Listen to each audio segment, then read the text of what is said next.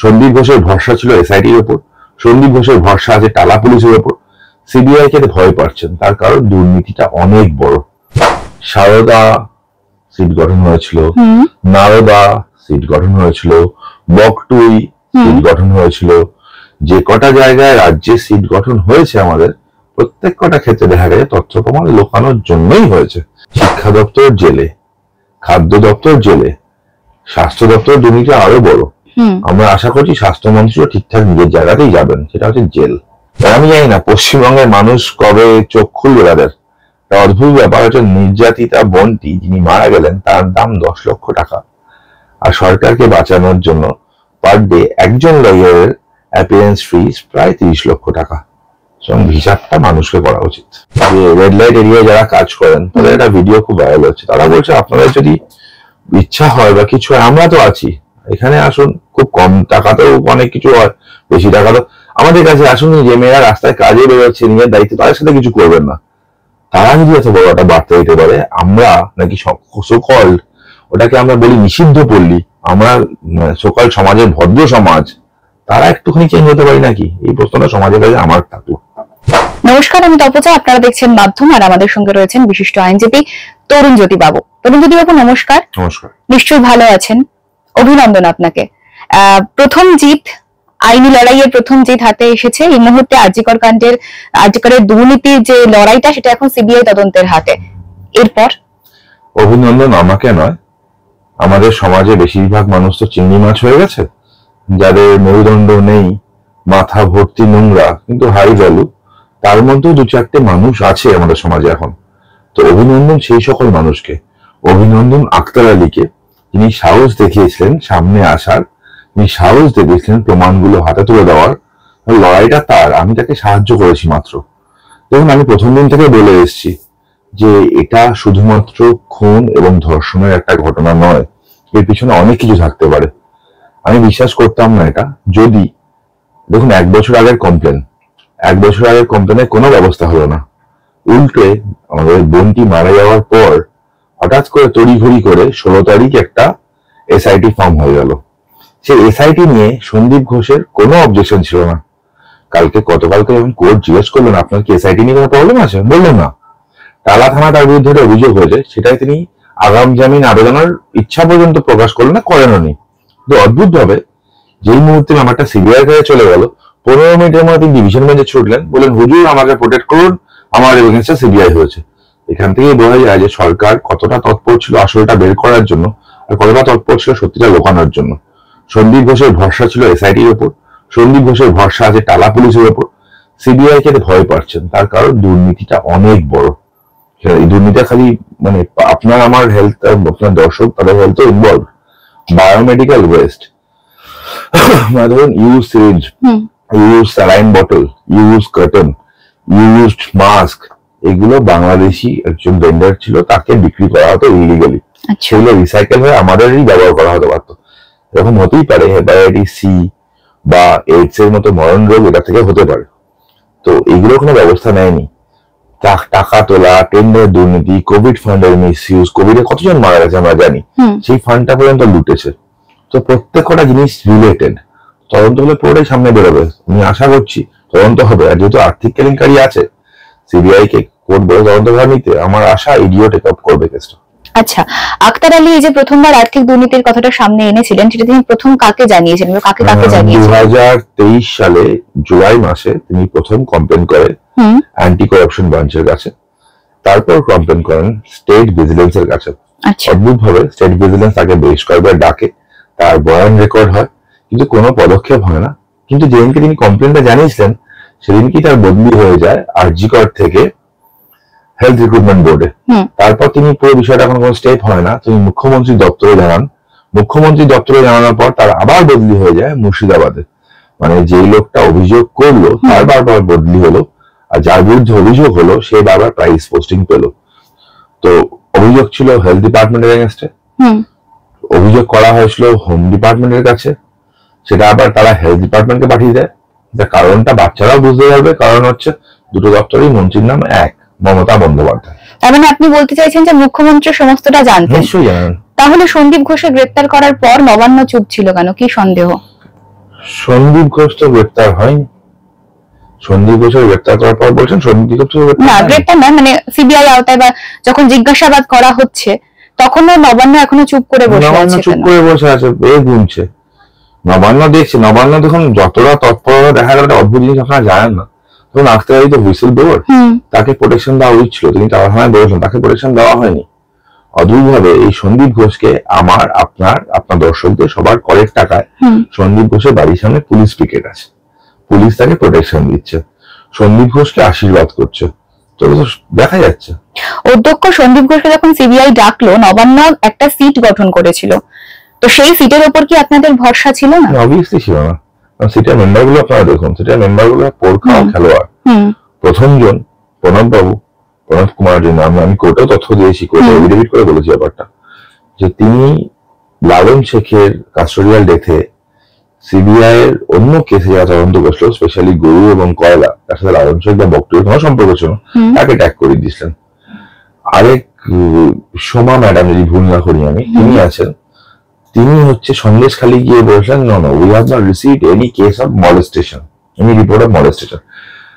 Mister Reza আছেন, রেজাকে তো নিজেই সিবিআই বেশ কয়েকবার ডেকেছে হচ্ছে পঞ্জি স্ক্যামে। আরেকজন মহিলা অফিসার আছেন, রাজ্যপালের বিরুদ্ধে যে মামলাটা, তার তত্ত্বাবধানে আছে। এই চারজন অত্যন্ত আশীর্বাদ ধরনের এবং অত্যন্ত অনুপ্রাণিত অফিসার, তাদেরকে দিয়ে কেন সিট করানো হলো এটা বোঝার জন্য তো রকেট সায়েন্স বোঝার দরকার নেই। সন্দীপ ঘোষ কেন তাদের উপর ভরসা ছিল সেটা বোঝার জন্য রকেট সায়েন্স বোঝার দরকার নেই, সাধারণ মানুষ বুঝতে পারে।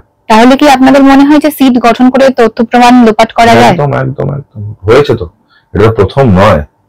সারদা সিট গঠন হয়েছিল, নারদা সিট গঠন হয়েছিল, বকটুই সিট গঠন হয়েছিল, যে কটা জায়গায় রাজ্যে সিট গঠন হয়েছে আমাদের প্রত্যেক কটা ক্ষেত্রে দেখা গেছে তথ্য প্রমাণ লোকানোর জন্যই হয়েছে।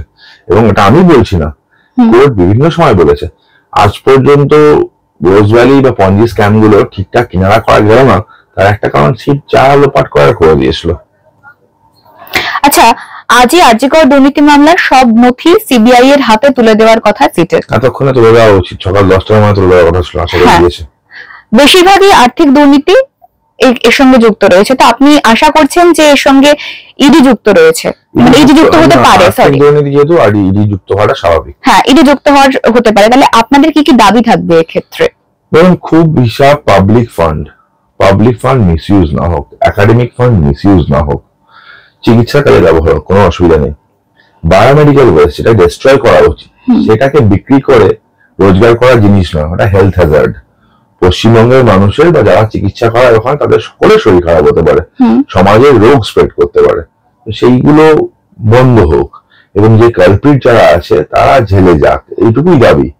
আমি আবার বলছি, এটা আমার গাট ফিলিং বলতে পারে না, লয়ারের গাট ফিলিং, যে আমার বিশ্বাস ডাক্তার বোনটির খুনের পিছনে দুর্নীতি যুক্ত আছে, কিছু হয়তো জানতে পেরেছিল, আদারওয়াইজ ওরকম ভয়ঙ্কর ভাবে ধর্ষণ এবং খুন হয় না।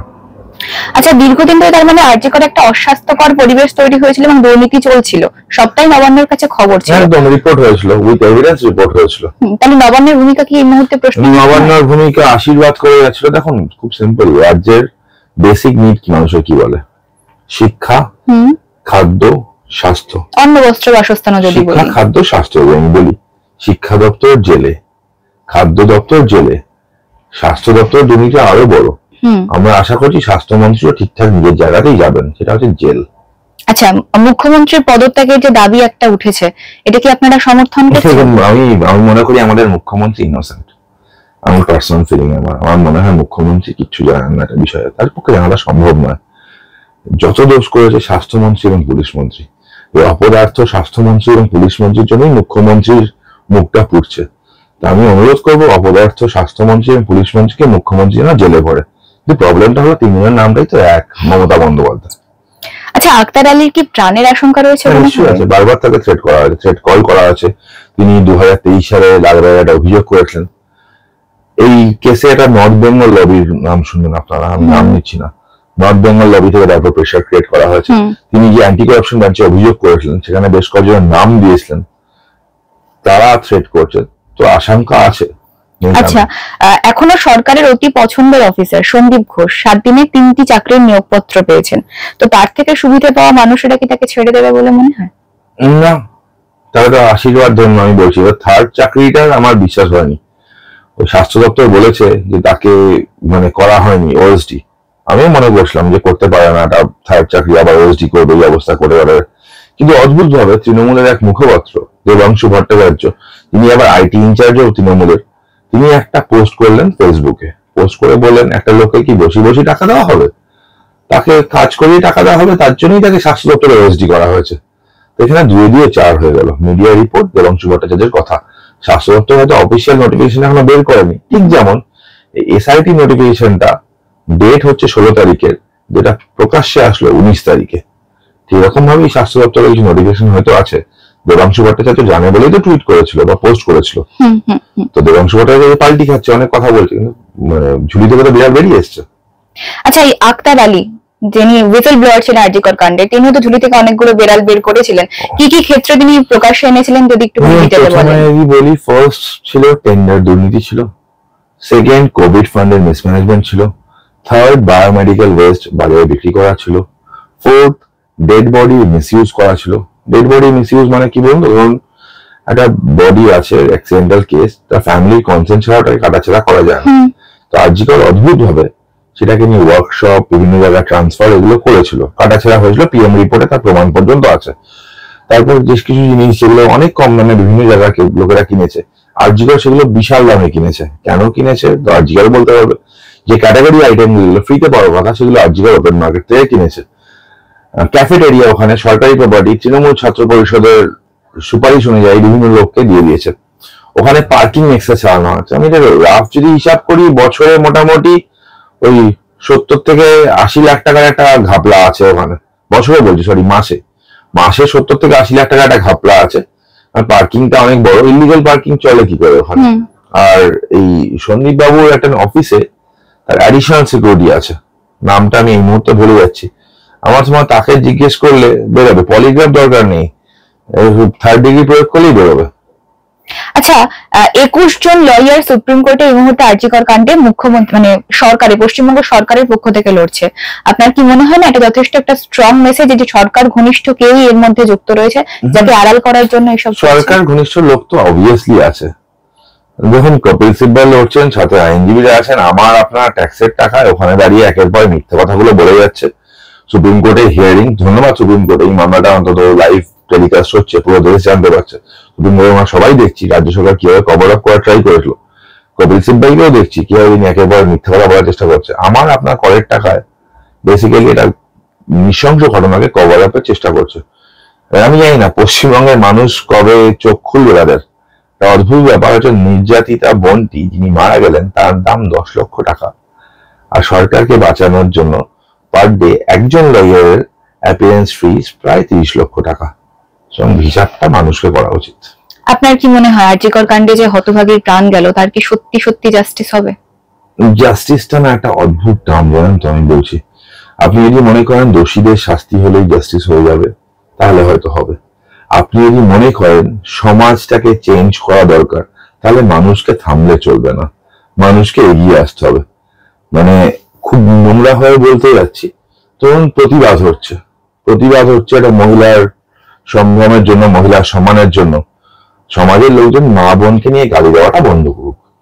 আমি একদিকে মহিলার সম্মানের কথা বলবো আর মা বোনকে গালি দেবো, তা তো হতে পারে না। আমি খেলার মাঠের কথা বলি, ইস্ট বেঙ্গল মোহনবাগান মোহামেডান রাস্তায় নামলো, সমর্থকরা খুব ভালো কথা বললো, তাদেরকেও একটা অনুরোধ করবো, গ্যালারিতে বসে যখন খেলা হবে একে অপরের বিরুদ্ধে অনেক কিছু তারা বলুক, মা বোনের গালি দেওয়াটা বন্ধ করুক। কারণ একদিকে মা বোনকে গালি দিয়ে তো নারীর সম্মানটা হয় না। গালিটা বন্ধ হোক ফার্স্ট। সেকেন্ড, সমাজকেও বলবো, এই প্রতিবাদ হলো, একটু নামলাম, একটু রাস্তা চিল্লামিল্লি করলাম, বন্ধ করুক। একটা মেয়ে মারা গেছে, তার মায়ের কষ্টটা ভাবুন, তার বাবার কষ্টটা ভাবুন। একমাত্র মেয়ে, অনেক কষ্ট করে বড় করেছিল। তারা অনুরোধ করলো ছবিটা শেয়ার করবেন না। ছবি নিয়ে রিলস করছে, একদিকে আন্দোলন চলছে, একদিকে বিনোদন চলছে। টলিপাড়া দেখলাম আন্দোলনে নেমেছে, তাদের হাসি তো বাঁধ থামছে না। এত আনন্দ কিসের, এত মজাটা কিসের হচ্ছে? আমি তো সমাজকে জিজ্ঞেস করছি। আমরা সমাজ হিসাবে পচে যাইনি এখনো, অন্তত তার প্রমাণ করার দায়িত্ব তো আমাদেরই, সেটা অন্তত মানুষ করুক। তো আমার শেষ প্রশ্ন, এই মুহূর্তে আপনারা কি চাইছেন, মানে একজন আইনজীবী হিসেবে আপনারা কি চাইছেন? ফার্স্ট থিং, পুরো স্ক্যামটা বাইরে আসুক, দোষীরা এবং যারা দোষীকে কভার করার চেষ্টা করেছে তারা শাস্তি পাক। এবং আবার বলছি, জাস্টিস টার্মটা খুব ছোট অ্যাসপেক্ট ইউজ না করে প্রত্যেকটা ঘটনার জাস্টিস চাওয়া হোক। সেই কামদুনি থেকে কাকদ্বীপ, লক্ষ লক্ষ প্রদীপ যেগুলো নিভে গেল, প্রত্যেকটা ক্ষেত্রে জাস্টিস চাওয়া হোক। সে হাঁসখালির বোনটা, একটা নাবালিকা বোনের যখন ধর্ষণ হলো, মন্তব্য হলো যে অ্যাফেয়ার ছিল কিনা, প্রেগনেন্ট ছিল কিনা দেখতে হবে, তার প্রতিবাদটাও হোক। রাস্তায় দাঁড়িয়ে আমার মা বোনরা যখন রাস্তা দিয়ে বেরোয় দেখে সিটি মারা, দু চারটে কটু উক্তি করা, সেটা নিয়েও প্রতিবাদটা হোক। মা বোনের গালাগালি দিলে তাকে যোগ্য জবাব যেন দেওয়া হয়, তার প্রতিবাদটাও হোক। জাস্টিস ছোট টার্ম নয়, জাস্টিস এটা অনেক বড় টার্ম। জাস্টিস যদি চাইতে হয় সমাজের একটু উচিত শুধরানো, সেটা শুধরাক, মানুষের শুভবুদ্ধি ফিরুক। এবং একটা বার্তা দিয়েছে আমি দেখলাম, আমার ভালো লাগলো, যে রেড লাইট এরিয়ায় যারা কাজ করেন তাদের একটা ভিডিও খুব ভাইরাল হচ্ছে। তারা বলছে আপনাদের যদি ইচ্ছা হয় বা কিছু হয়, আমরা তো আছি, এখানে আসুন। খুব কম টাকাতেও অনেক কিছু হয়, বেশি টাকা তো আমাদের কাছে আসুন। যে মেয়েরা রাস্তায় কাজে বেরোচ্ছে নিজের দায়িত্ব, তাদের সাথে কিছু করবেন না। তারা যদি এত বড় একটা বার্তা দিতে পারে, আমরা নাকি সকল ওটাকে আমরা বলি নিষিদ্ধ পল্লী, আমরা সকল সমাজের ভদ্র সমাজ, তারা একটুখানি চেঞ্জ হতে পারি নাকি? এই প্রশ্নটা সমাজের কাছে আমার থাকলো। অনেক ধন্যবাদ আপনাকে আপনার সময় দেওয়ার জন্য। আপনাদের সঙ্গে দেখা হচ্ছে পরবর্তী এপিসোডে। সঙ্গে থাকুন, দেখতে থাকুন মাধ্যম।